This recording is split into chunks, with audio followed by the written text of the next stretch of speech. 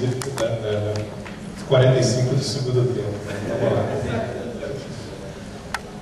Bom, então, no espírito de fazer um diálogo, para tentar ser mais rápido possível, vou passar um slide, mas esse ritmo do vídeo, né? Depois vamos retomar a discussão mais efetiva. Então, a ideia era falar um pouquinho sobre o cenário atual, os impactos, né, temos algumas características da problemática de comovência no planejamento, licenciamento e alguns desafios. Seu mapa do projeto RAIS, coordenado pelo ISA, sobre barragens existentes e previstas na Panamazônia. O mapa de barragens previstas do PAC. Isso são grandes barragens, né? Usinas hidrelétricas, duas especiais, receber norte e centro-oeste. Importante ver, considerar que a questão das barragens tem uma correlação muito forte com as hidrovias, até transformando rios que eram caudalosos, bastante quedas, impedimentos para barragens, para o trânsito de grandes embarcações, com a construção de barragens, né, com encruzes. Então, tem uma correlação aí. E tem projetos da iniciativa privada, para exemplo, desse projeto menor pelo CNI, de uma grande hidrovia no Telespires Tapajós, com Juruena também. A correlação com a mineração, a gente vê cada vez mais forte também. Geração de energia, potencializando a exploração mineral. Também o mapa do RAIS. O Roberto colocou essa visão na Amazônia, inclusive dos eixos de integração dentro da IEPSA, hoje, né, sendo incorporado dentro da Unasul, mas com a mesma visão de integração, com grandes empreendimentos ligados à exportação de commodities e via de exportação. Aqui é o exemplo do Complexo Madeira, como tem essa visão de hidrelétricas e hidrovias.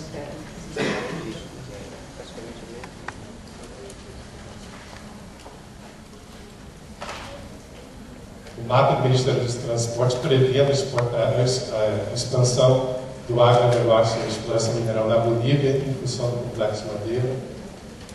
Como o Roberto colocou, a Adriana no início também, os agentes brasileiros têm um importante papel na expansão desse modelo de hidrelétricos em outros países, a exemplo do Acordo Energético Brasil-Peru, que prevê a construção de uma série de barragens para exportação de energia do Brasil.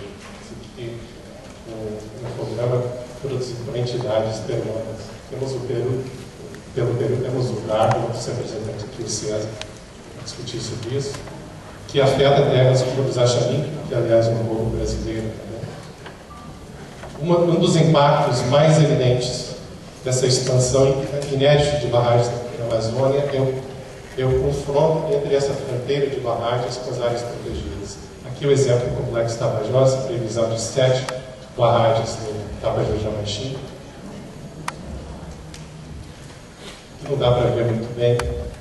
Uma coisa importante é ver, além dos impactos sobre as áreas protegidas, que tem gente morando nessas áreas. Aqui o exemplo da comunidade Pimental, uma aldeia muito Urucu, ainda não me marcado, o impacto da barragem de São Luís, acima de Itaipu. Aqui a barragem de Chacmorão, que não daria uma área bem significativa de várias aldeias do segundo Urucu. As principais áreas de conflito acontecem no Juruena. Aqui o mapa de barragens previstas e existentes, PCHs e Uruguaiés, em relação a terras indígenas. Aqui são alguns dos impactos mais amplos sobre ecossistemas e fauna. Importante ver que os impactos ambientais são muito ligados aos meios de vida de populações locais, que as consequências dos povos indígenas tendem a extrapolar as áreas demarcadas. Tem patrimônio cultural, religioso, arqueológico, ictiofauna, que é a base da sua subsistência, e grupos isolados. Esse é um exemplo de um lugar sagrado para os indígenas do Telespires, que vai ser vai desaparecer com a construção da barragem de Telespires. No caso do Zeraué-Naué, acho que muitos conhecem da bacia do Juruena, inclusive eu estava no repórter esses dias. Um exemplo de impactos a montante e a jusante. Vou ver depois vocês podem ter cópia da apresentação. Né? O caso já famoso, o caso da Volta Grande do Xingu, onde tem o desvio do Rio Xingu, esse trecho de 100 quilômetros do Xingu, que ficaria com em torno de 80% da sua vazão reduzida.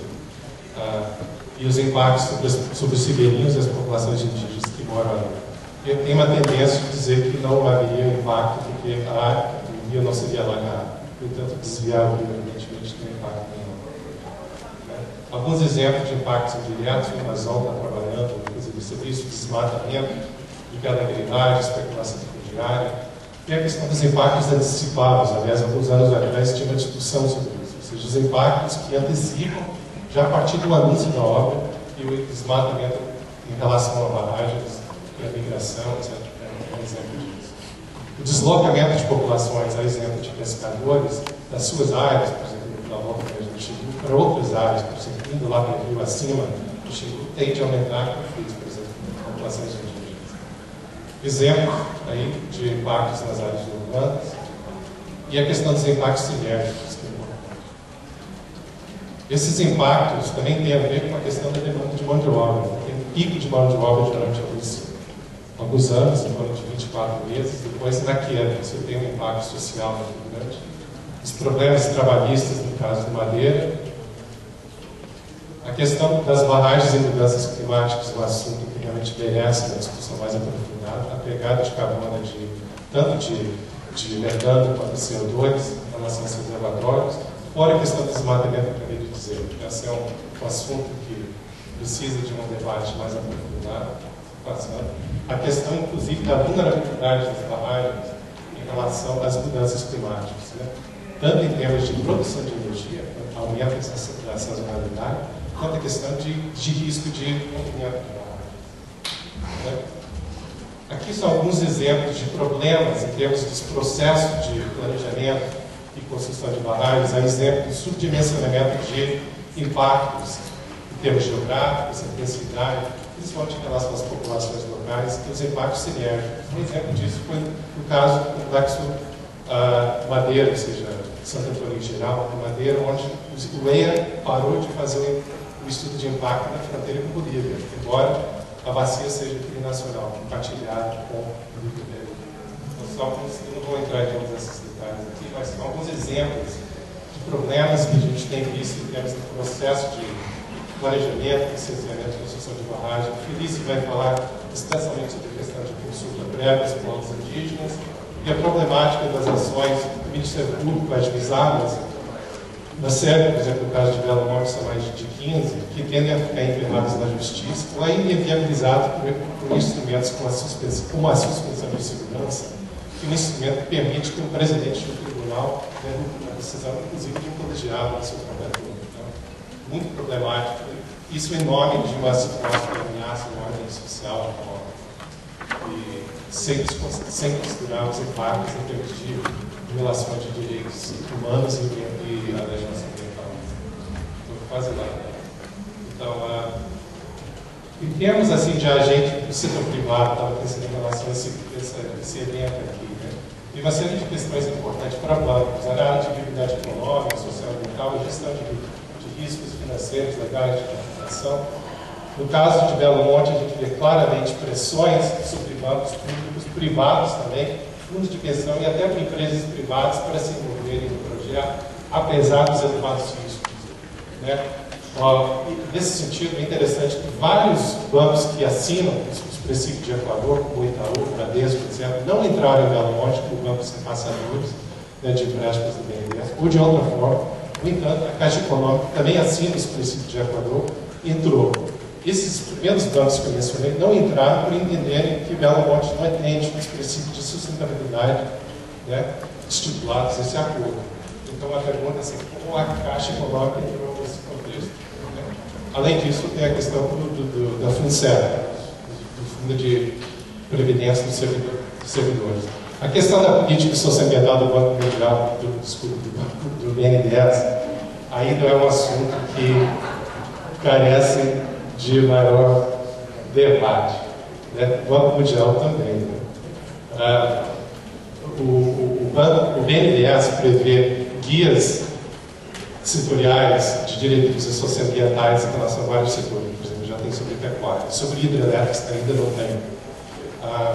E a questão de política de responsabilidade socioambiental de empresas, como a própria Vale, Andres, Ribeiros, etc. Mas são todas questões que merecem um debate mais aprofundado. O tema também, estamos discutindo, inclusive no GT Infraestrutura, a questão das usinas de plataforma como modelo de supostamente evitar os problemas crônicos que têm caracterizado a barragem, que é um assunto também que merece discussão. Aqui são algumas questões assinaladas rapidamente, né? Por exemplo, usina plataforma baseada na ideia de uma usina offshore no oceano, tem na média 175 operários. No entanto, uma barragem tem 10 a 12 mil operários. Então, essa ideia de que se vai levar os trabalhadores de helicóptero até lá, além dos equipamentos pesados para a barragem, é um pouco questionável, além de outras questões. Bom, para terminar, desafios. Democratizar o planejamento do setor elétrico, abrindo diálogo entre o governo, a sociedade civil e o setor privado, inclusive no âmbito do Conselho Nacional de Política Energética, que deveria incluir a participação da sociedade e academia, que o decreto presidencial ainda não tem. Sobre algumas oportunidades e desafios, e aí estão alguns exemplos como eficiência energética, criação de escala de energia solar, eólica, biomassa, planejamento e licenciamento de hidrelétricos, e metodologia de elaboração do Plano Nacional de Energia e o Plano Nacional de Energia. Hoje em dia não tem esse espaço de diálogo sobre a política do setor elétrico.